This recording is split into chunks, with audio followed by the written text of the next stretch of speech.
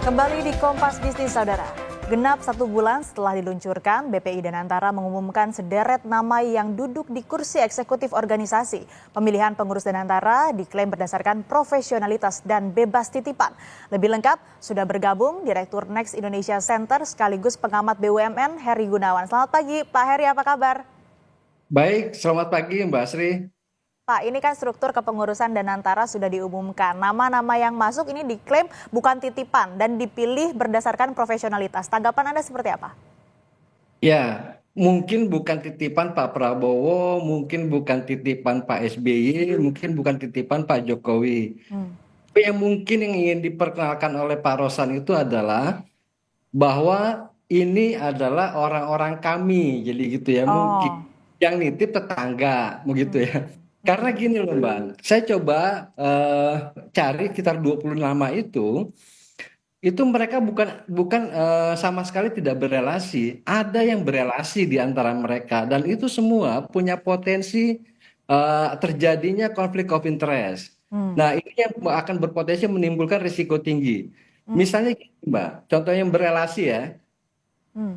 Kita lihat salah satu managing director di holding investasi misalnya Pak Jamal Atamimi Hmm. misalnya. Hmm. Pak Jamal Atamimi ini kan komisaris Toba. Satu ya. Hmm.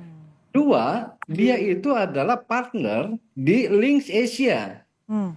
Links Asia itu adalah perusahaan yang mengelola investasi. Yang berbasis di Singapura. Nah, di Links Asia ini kan ada yang namanya apa namanya Rizal Risat. Rizal Risat ini anaknya Pak Ibrahim Risat Hmm. yang salah satu Gang of Four di Indonesia dulu. Nah, itu satu hal. Yang lainnya apakah juga tidak berelasi? Dari kadang-kadang kan relasi itu bisa dilihat dari pekerjaan, bisa dilihat juga dari latar belakang pendidikan. Hmm. Mereka berasal dari satu kampus yang sama. Hmm. Contohnya adalah alumni Wharton School yang diambil apa Pennsylvania University itu ada 4 orang, Mbak. Hmm. 2 orang Indonesia yang sekarang ada di INA dan akan bergabung di Danantara, Hmm. dan 2 lagi itu yang kita kenal dengan Chapman Taylor. Hmm. Dia itu adalah eksekutif di Capital Group, Hmm. gitu ya. Kemudian juga ada Ling Sengwi, itu di Dragonfly. Hmm. Jadi mereka ini bukan tidak berelasi gitu. Jadi Hmm. terlalu naif kalau misalnya bahwa Pak Rosan bilang ini adalah sebuah kertas putih yang murni karena profesional. Enggak juga. Hmm. Nah, kenapa saya bilang juga tadi itu relasi itu bisa berpotensi menimbulkan konflik kepentingan atau benturan Konflik of kepentingan. interest. Hmm. Pertama, kita lihat kita urut satu-satu deh. Dari penasehatnya nih, Ray Dalio. Hmm. Itu dia di Bridgewater Associate. Satu ya. Kedua, Chapman Taylor, Capital Group. Link Siwi, kemudian Dragonfly. Kemudian Jamal Atamimin tadi saya sebut itu adalah Links Asia. Hmm. Ini semua adalah penasihat investasi, Mbak. Nah, Danantara itu kira-kira nanti akan mengelola setidak-tidaknya setiap tahun akan dapat suntikan dana Hmm. dari dividen BUMN. Kalau rata-rata kita rata-rata dalam 5 tahun terakhir, rata-rata per tahun itu sekitar 50 triliun. Hmm. Ini yang seharusnya masuk ke APBN, kemudian akan dikelola Danantara. Nah, bayangkan mereka ini tadi yang 4 orang ini adalah memberikan nasihat investasi kepada para investornya. Hmm. Nah, dan antara nanti salah satunya akan menerbitkan instrumen investasi misalnya dalam bentuk surat utang. Hmm. Pertanyaannya, apakah tidak mungkin terjadi konflik of interest atau insider trading? Hmm. Dia bertugas memberikan nasihat kepada investornya supaya nanam di tempat-tempat instrumen-instrumen yang menguntungkan. Nah, dia ada jadi penasehat dan pengelola Danantara. Hmm. Nah, itu bisa dibayangin. Hmm. Agak sulit, terlalu naif untuk kita mengatakan bahwa oh tidak mungkin ada konflik of interest. Enggak. Hmm. Ini persoalannya uang besar yang ada di sini. Ya, Nah, menarik. kita Menarik lihat Pak, ini ada potensi konflik of interest dari ya. jajaran struktur organisasi begitu ya di Danantara. Dan dikhawatirkan mungkin ini dalam pemilihan instrumennya ada cawe-cawenya begitu ya Pak. Nah, Tuh. kalau kita lihat juga ini kan kita sempat berdialog juga berdiskusi Pak Heri. Kalau Ya, di super holding ini yang jadi masalah itu 2. Kesalahan memilih instrumen investasi ya, atau potensi korupsi. Nah, kalau ya. dilihat dari susunan atau jajaran struktur yang sudah diumumkan secara resmi kemarin, bagaimana Anda melihat kapabilitas jajaran tersebut?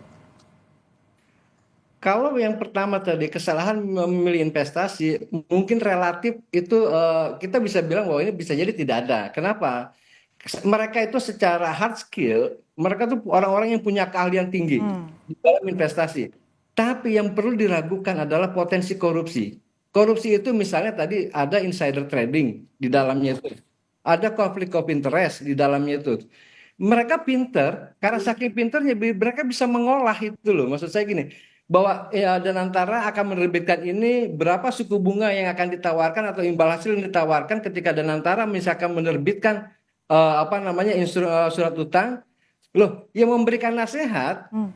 apa namanya dan yang akan melaksanakan di Danantara adalah orang-orang yang memberikan nasihat investasi kepada investor lain Hmm. yang calon pembeli. Bayangin tuh.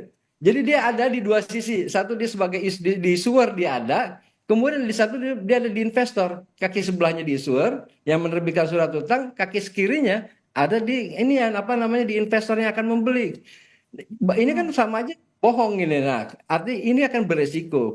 Jadi menurut saya ini resiko tertinggi itu tadi yang kedua adalah potensi korupsi yang Hmm. terjadi karena misalnya insider trading, Hmm. kemudian konflik of interest. Lo bayangkan Pak Jamal Mimi itu kan udah jelas-jelasan. Hmm. Dia itu komisaris Toba dan dia orang Link Asia. Oke. Nah, Pak Pandu sebagai CEO holdingnya, holding investasi, mantan Wadirut. Dan itu perusahaan yang didirikan oleh pamannya, Pak Luhut. Jadi Hmm. apakah dia kalau terlalu naif kalau dia bilang, wah saya dengan Pak Baik. Jamal atau Mimi gak akan punya konflik of interest. Hmm. Udahlah, jangan terlalu inilah, jangan terlalu Baik. melihat orang itu terlalu polos gitu. Gitu. Hmm. Itu Ya. nah, itu yang saya Hmm. khawatir kayak gitu, Mbak.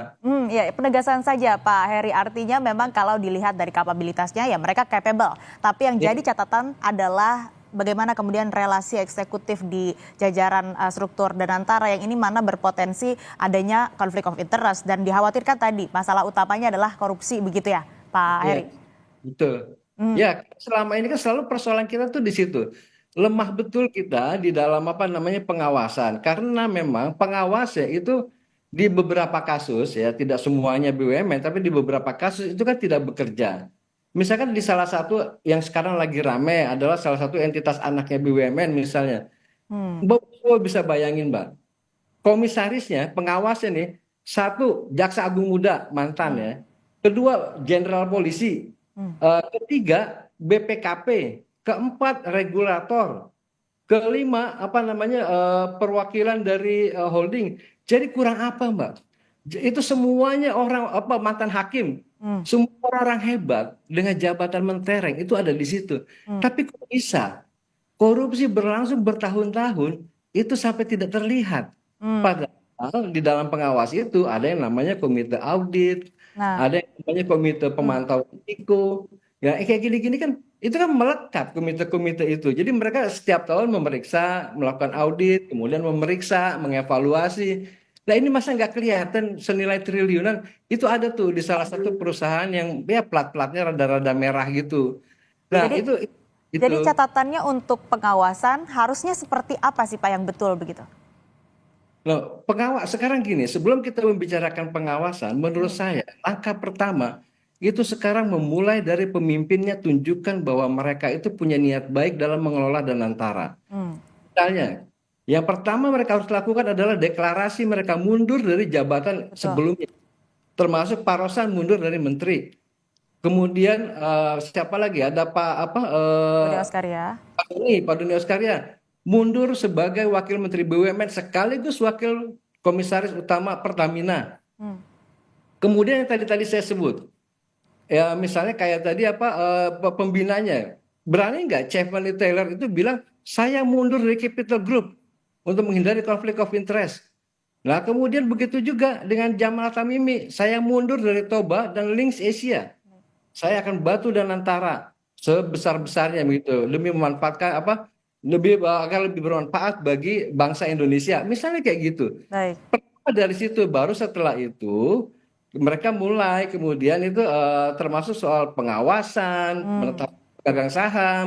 Jangan lagi sudahlah politisi dikasih jatah di BUMN gitu. Janganlah Hmm. darinya kayak gitu-gitu menjadi transaksi politik udah capek kita ngelihatnya Mbak ya kayak gitu-gitu dan itu masih berlangsung sampai hari ini persoalannya Baik. gitu.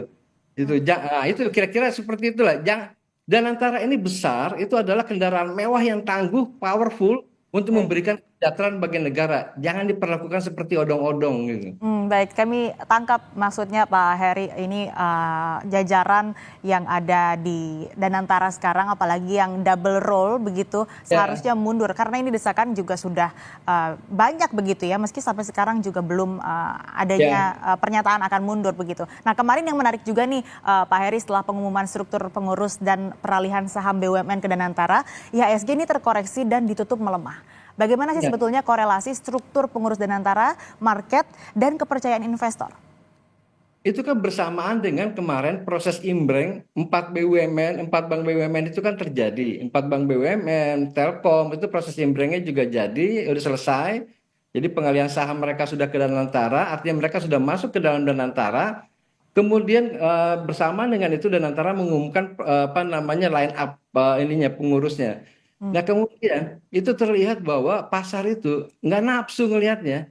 hmm, Ini kan jelas, benar nggak nafsu kelihatan sekali bursa sejak dibuka pagi itu kan terus merah hmm, sampai kemudian penutupan gitu ya. Jadi bursa aja sudah merespon dengan jujur bahwa, aduh ini nggak menarik nih imbrengnya memberi apa imbrengnya menimbulkan risiko karena kan 4 bank BU tadi kan awalnya dua yang mungkin hmm, orang pikirkan. hmm, Sekarang ternyata imbrengnya sudah terjadi pada 4 bank BUMN, BRI, hmm, Bank Mandiri, apa BTN dan BNI. hmm, Karena kenapa? Orang kan selalu mengkhawatirkan kalau di bank ini nanti ada efek sistemik.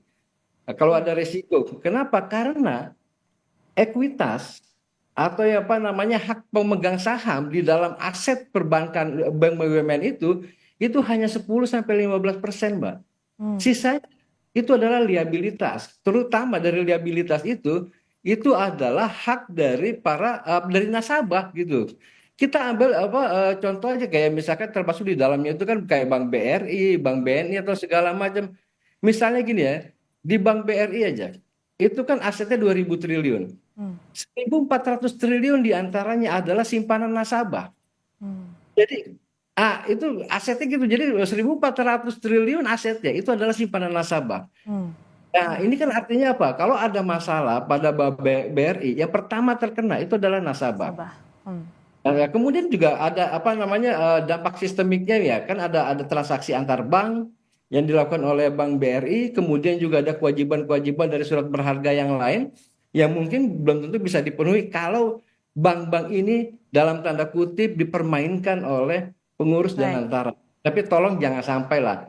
Nah, baik. ini bahaya apa risiko terlalu tinggi gitu ya. Hmm, baik Pak, jadi catatan juga tadi insight-insight dan masukan dan juga Ya, rekomendasi dari Pak Heri soal kepengurusan di Danantara khususnya jajaran eksekutif. Kalau bisa ini yang masih double role mundur dari jabatannya ini ya, untuk kemudian betul. meyakinkan sebelum nantinya kita bahas soal pengawasan dan bagaimana jalannya Danantara ke depan. Terima kasih Bapak Heri Gunawan, pengamat BUMN telah bergabung bersama kami di Kompas Bisnis. Sehat selalu Pak.